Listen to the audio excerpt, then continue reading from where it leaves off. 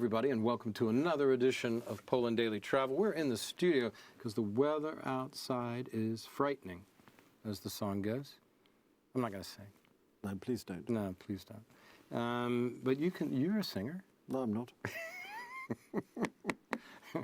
You couldn't carry a tune in a bucket, I've been told. But that's okay. We have a bucket. Good. And it's waiting for you.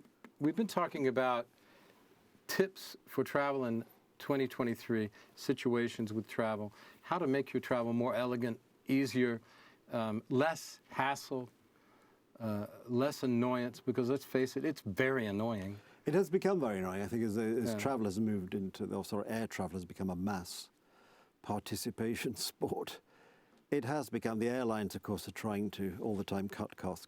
Everybody wants everything cheaper, which means not as good. So you have less space on the aeroplane. Your knees are always touching the seat in front, unless you're traveling business or first on a long distance, in which case that's a bit different. But for most of us bombing around Europe, we're traveling on a sort of budget airline, or the bigger airlines, what I would call the normal airlines, are increasingly reducing their offering to closer to the budget airlines in terms of what you actually get on the aeroplane. And so it is becoming a bit of a hassle wherever you go, unfortunately. I remember the first time I flew on British Airways to Britain from here, and I mean, the first time I flew, not the first time I flew, it was a long time ago, but the first time I flew when they said, oh, sorry, there'll be no refreshments on this. Well, I remember... you've got to buy it. When I first moved here, LOT, and the other airline, but LOT in particular, would offer you a choice in economy, travelling, say, between London and Warsaw. You had a choice of hot meal, either beef or chicken or something, whatever it was. I mean, that's gone now. British Airways used to do it. You're lucky to get a chocolate biscuit and a glass of water, unless you want to buy something in advance or buy it on the aeroplane. Well, we were selling Marks and Spencer's sandwiches and things like that. I can understand it, because for a 2-hour flight, do they really need all the aggravation of providing a hot meal?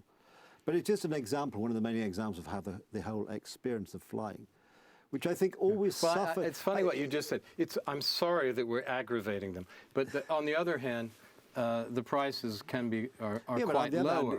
Are much lower now. It used than to be in the United States. Almost prohibitive. As well. When I first came here, if you wanted even to fly home for the weekend, economy one way was expensive. We had to get a return ticket in those days. It was just frighteningly expensive. Now it's actually very. You can, if you pick and choose a bit, you can travel very, very cheaply on airlines. So the saving has to come from somewhere. They can't really save on safety.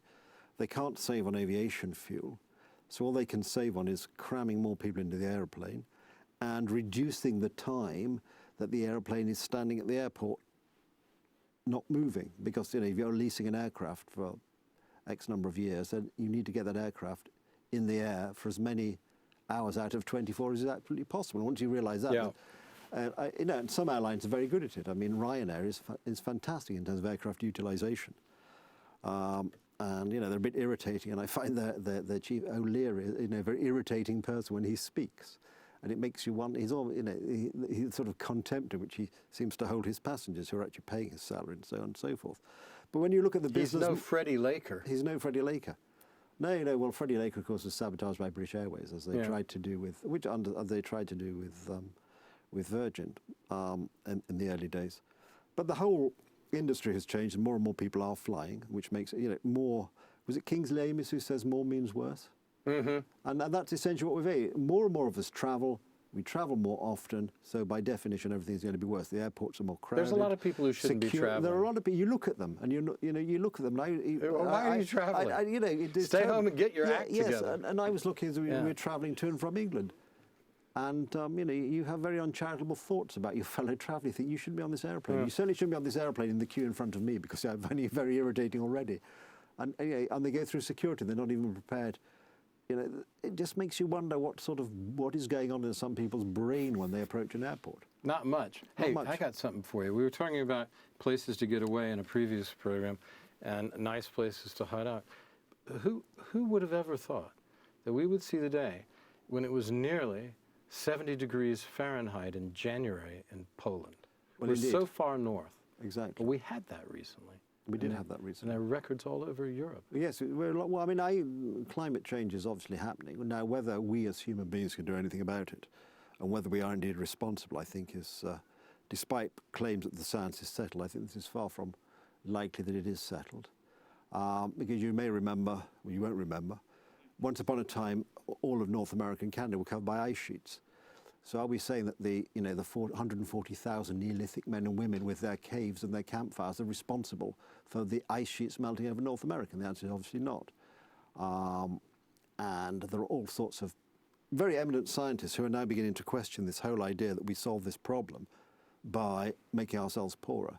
Well, we don't solve the problem by torturing ourselves. No, that's this for idea sure. about carbon neutrality. Yeah. We live on a planet, and we are but human beings made up of carbon. The idea we can remove carbon, universe is made of carbon. from the equation is nonsense. The universe we can is do made... sensible things. We can stop polluting. Yeah. We can stop waste and those sorts of things. Yeah. But the idea we all have to drive electric cars is just nonsense. The amount of stuff... Wait, where does that electricity come from? Well, exactly. Carbon. And also the batteries, the amount of rare earth metals in these batteries, and these little children in Africa sent down mines to make them. I mean, the whole thing is a complete con, unfortunately. I think those little children are lucky to have the chance to sacrifice their childhood for us. For Greta Thunberg, yes, exactly. Yeah. Yes, exactly. So, I mean, I'm just increasingly sceptical of all this sort of nonsense. You know, I don't deny the climate is changing. What I don't like... I don't believe that we as human beings are so powerful we can have created massive climate change. It just doesn't make sense at all. There have been times in history when there has been far more carbon dioxide in the atmosphere than there is today. You know, that's a fact, long before the Industrial Revolution. We can tell. And there were times, when Antarctic was a lovely temperate jungle. Well, exactly. And so, you know, obviously it's happening. What we should be doing is saying, how do we adapt to it? And how do we make things better by cutting down on pollution, cutting down on waste, making sure that these idiots in Brazil don't allow the rainforest to disappear. All these are sensible things. But I can't say that. I was involved in a project that worked but you can't... on the Brazilian rainforest. You can't... I was an early environmentalist. You can't say that because, we're 20 years ago. We're told as Europeans that somehow we are responsible for it all.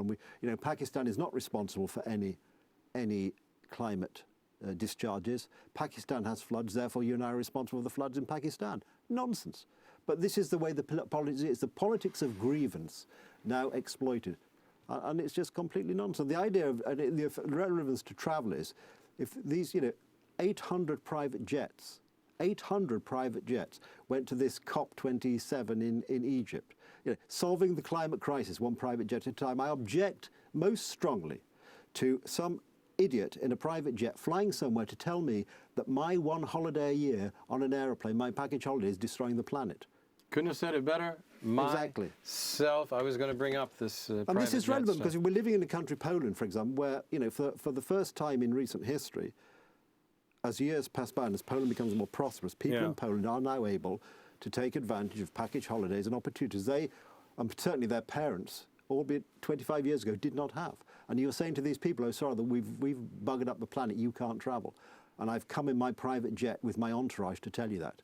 I'm sorry, it's all wrong, and somebody has to start telling these people. People are telling them, but they don't listen because they have too much money and too many interest groups. They just feel they're more important than the rest of us. Exactly. And that's the problem. But yes, it is. Okay. Sorry, I've rather deviated. But that was interesting. Yeah. And that's why they like you on TVP World and other commentators. Yes, because I deviate. Because I'm not really like you. No, because... No, but like you, I mean, I try and read things. I try and understand what's going on in the world. Right. And like you also, I'm fortunate in the sense I'm independent, in the sense that I can say what I think. Yep. And nobody's going to sack me from anything. Yep. Because I work for myself, so... There you go. Yeah. And that's important. Too many people these days, it's this self-censorship which is creeping in everywhere.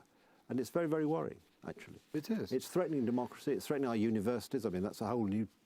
Well, that's a whole new topic. 5-6 years has been going on. Well, it's been going on. You remember Harold Bloom's famous book 25 years ago, 30 years ago, The Closing of the American Mind? Mm-hmm. It's been going on a lot longer than we think. I call him Mr. Bloom. Right. Thank you. Thank you very much. Thanks for watching Poland Daily Travel with a fine commentary by Nicholas Richardson, my good friend and colleague who has kindly appeared on the last few shows. Thank you for watching and take care of yourselves. Hang in there.